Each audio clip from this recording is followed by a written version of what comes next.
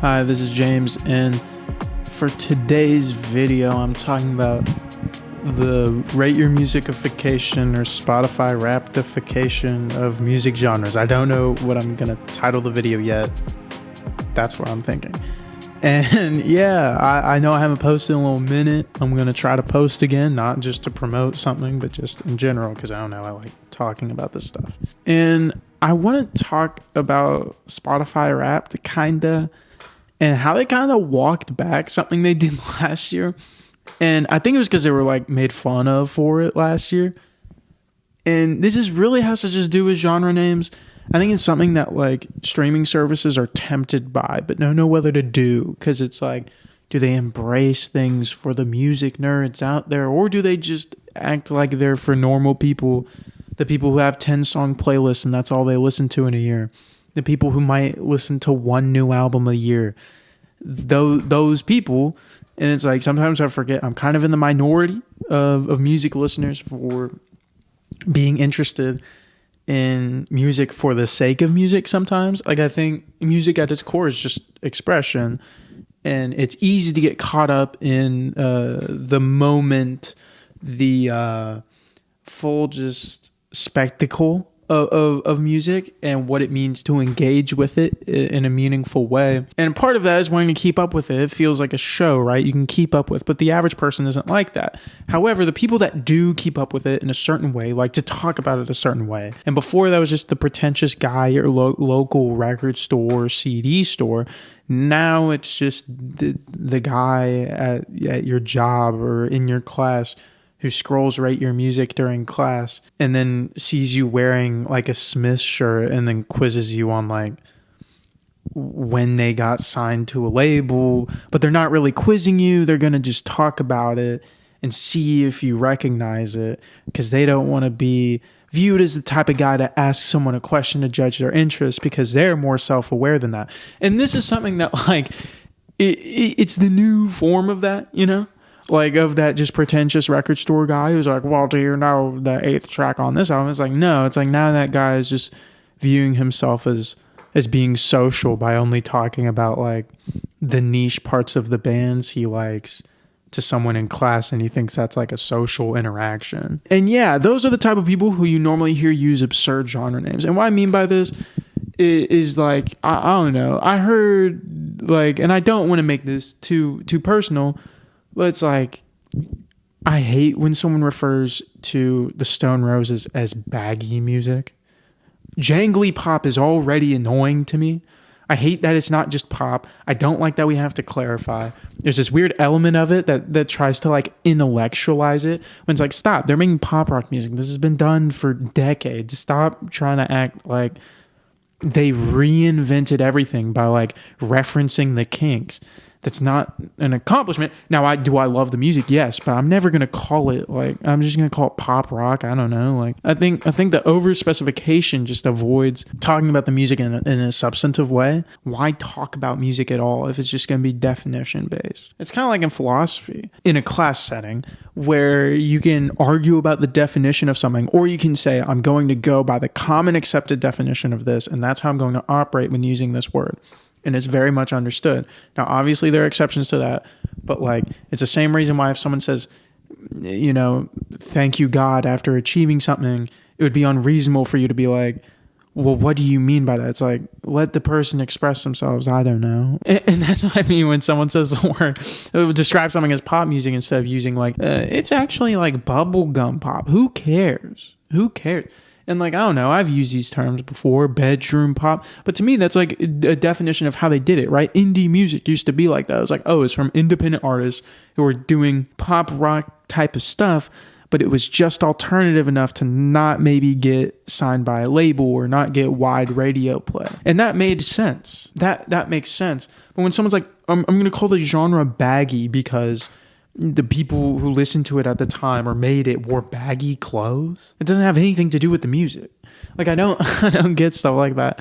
And like, I think Spotify Rap took it to a next level last year, right? Like, you saw people like just get absurdly specific genre thing. I think this time they did it with what group they assigned you to. Like, I think I was like the Grit Collective or something.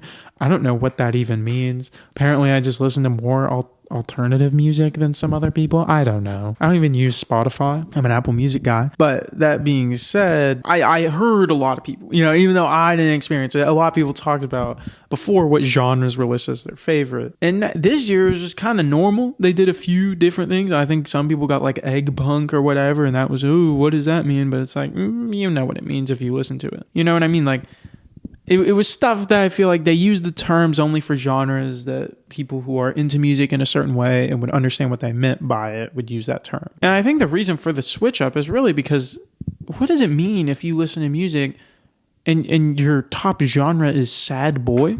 Sad boy music is your top genre. Like, you know what I mean? And like what is it? MGK and Trippie Redd did that horrible album. I recently listened to all of MGK's discography, I skipped around all of his albums, but I realized like he might not have a good song. Like, I kind of remember like there being a few rap songs from him I didn't mind, and even there was like one of his pop punk songs I was like, hey, this isn't bad, I kind of like this. And then on re-listen I was like, wow, this sucks, this is so much worse. I remember at the time like rooting for MGK. I remember being like, this is a guy who I want to like, but now I don't feel that way. Anyway, that doesn't really have anything to do with the topic of this video, which is genre names, but they embrace the weird genre name thing, and I want to tie it back to Rate Your Music, because that's where you get stuff that's just not applicable to music. I kind of want to describe in the sense of the categorization of it all. If someone describes an album as neo-crunk, there's a 0% chance I'm going to listen to it. But that shouldn't be the case, because that genre label never should have been applied to it. You know what I mean? Like, I should just naturally listen to the band and immediately be like, no. I've never been in a situation in the arts where categorization has ever helped me either understand it, help me progress in listening to it, or do anything other than disparage me from listening to something. I very rarely see something be listed as a hyper-specific genre and go, guess I need to listen. Like I don't know, maybe I'm in the minority, and I hope I am. I would hope that this is a positive thing, and I just happen to be in the minority for not being like, wow, I think it's cool that there's a difference between someone doing neo psychedelia and an homage to past psychedelia, and there needing to be a differentiation between that. Does anyone care? Just listen to the OCs.